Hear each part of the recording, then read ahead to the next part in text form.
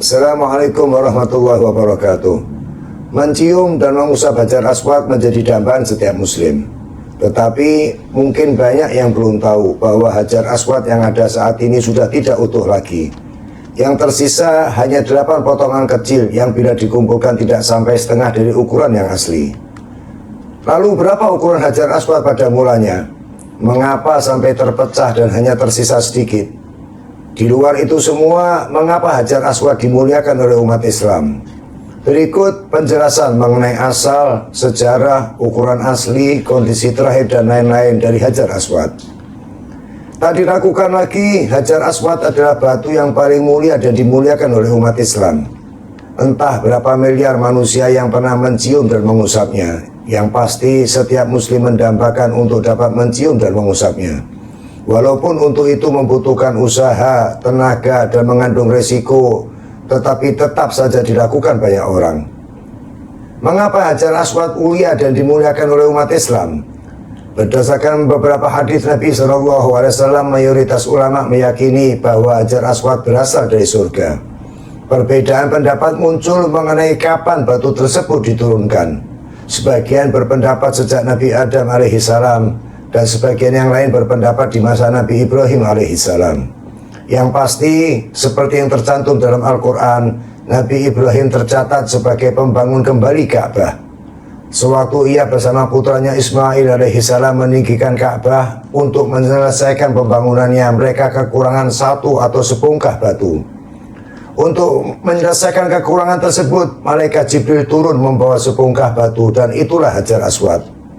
Mungkin juga Jibril membawa kembali batu tersebut dari suatu tempat di dunia ini setelah dijaga dari kerusakan akibat lamanya waktu, banjir di masa Nabi Nuh alaihissalam dan lain-lain.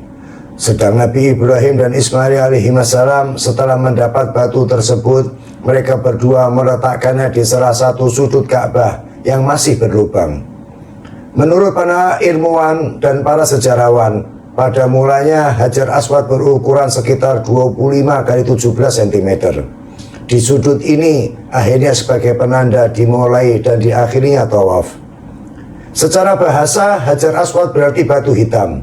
Tetapi menurut hadis Nabi SAW, sewaktu diturunkan dari surga berwarna putih, sedang perubahan warna menjadi hitam karena sentuhan anak Adam yang berdosa. Sejak diletakkan oleh Nabi Ibrahim dan Nabi Ismail, Hajar Aswad dan tentu saja Ka'bah dihormati dan disucikan secara turun-temurun oleh masyarakat Arab. Sekitar 5 tahun sebelum Nabi menerima wahyu, kaum Quraisy merenovasi Ka'bah. Setelah renovasi selesai, mereka berselisih mengenai siapa yang akan meletakkan Hajar Aswad di tempatnya semula. Atas usul seorang tokoh Quraisy, akhirnya mereka sepakat bahwa yang akan meletakkan kembali adalah orang yang pertama kali masuk ke areal Ka'bah. Dan ternyata yang masuk adalah Muhammad SAW. Dengan bijaksana, beliau meletakkan Hajar Aswad di selembar surban. Beberapa tokoh Quraisy dipersilahkan memegang ujung surban dan mengangkatnya bersama-sama. Setelah sampai di tempatnya, beliau meletakkan Hajar Aswad di tempat semula. Dengan cara yang bijaksana ini, perselisihan dapat dihindarkan karena masing-masing suku merasa turut serta dalam meletakkannya kembali. Dari peristiwa di atas kita dapat mengetahui bahwa masyarakat Arab pada umumnya dan Quraisy pada khususnya sangat memuliakan Hajar Aswad. Dan pada peristiwa tersebut, termasuk di masa awal Islam, Hajar Aswad masih utuh berupa sepungkah batu.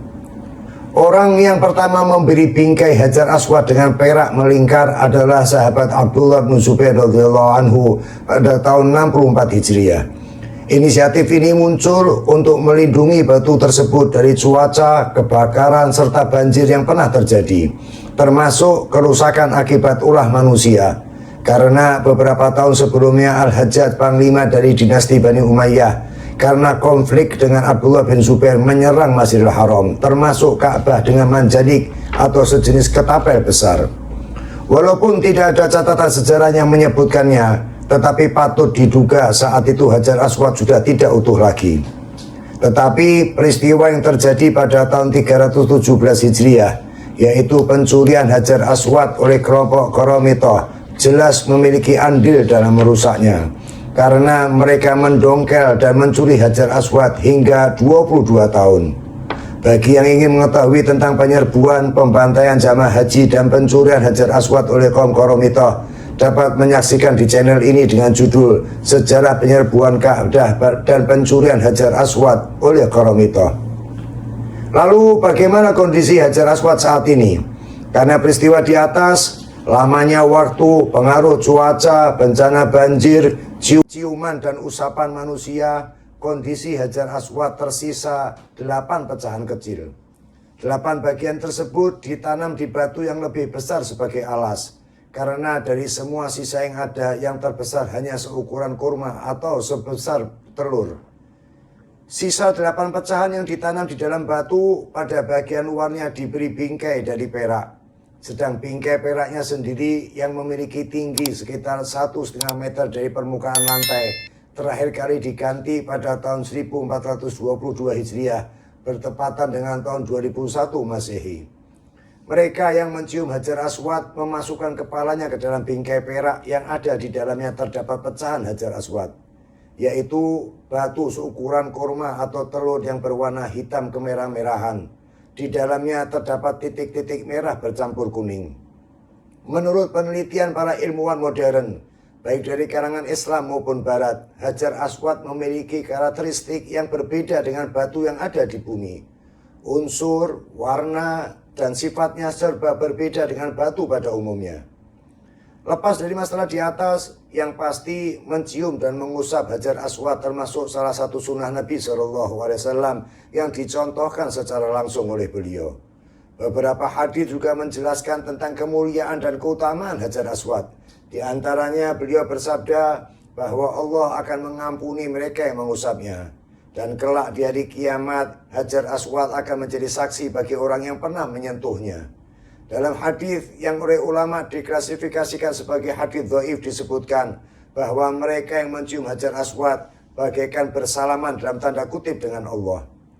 Dengan berbagai kemuliaan ini, tak aneh bila banyaknya orang yang rela berdesakan untuk dapat mencium dan mengusapnya. Tetapi sungguh sangat disayangkan, ternyata ada dari mereka yang mengaku sebagai muslim, namun berperan dalam merusak batu yang diyakini dari surga ini. Wallahu a'lam.